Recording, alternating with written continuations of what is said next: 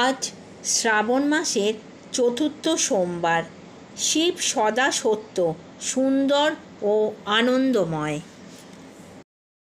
ভক্তির প্রতি চিরকালই শিবের দুর্বলতা রয়েছে, এজন্যই তো শিব বড় ভক্তবৎসল। এবার আসা যাক তীর্থ কামারপুকুরের কথায়। শ্রী রামকৃষ্ণ ভক্ত চিনু শাখারির মন্দিরও আজ অবলুপ্ত, কিন্তু স্বমহিমায় বিরাজ করছে যোগীদের শিব মন্দির। যোগী প্রতিষ্ঠিত শিব থেকেই জন্ম হয় শ্রীরামকৃষ্ণের।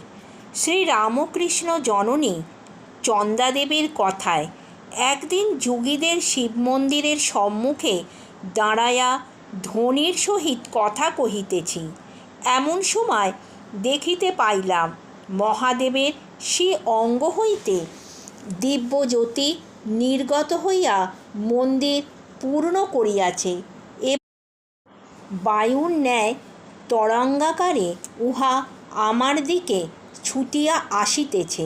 সহসা উহা নিকটে আসিয়া আমাকে যেন ছাইয়া ফেলিল এবং আমার কিন্তু তদবধি মনে হইতেছে ওই জ্যোতি যেন আমার উদরে প্রবিষ্ট হইয়া রহিয়াছে এবং আমার যেন গর্ভ সঞ্চারের উপক্রম হইয়াছে।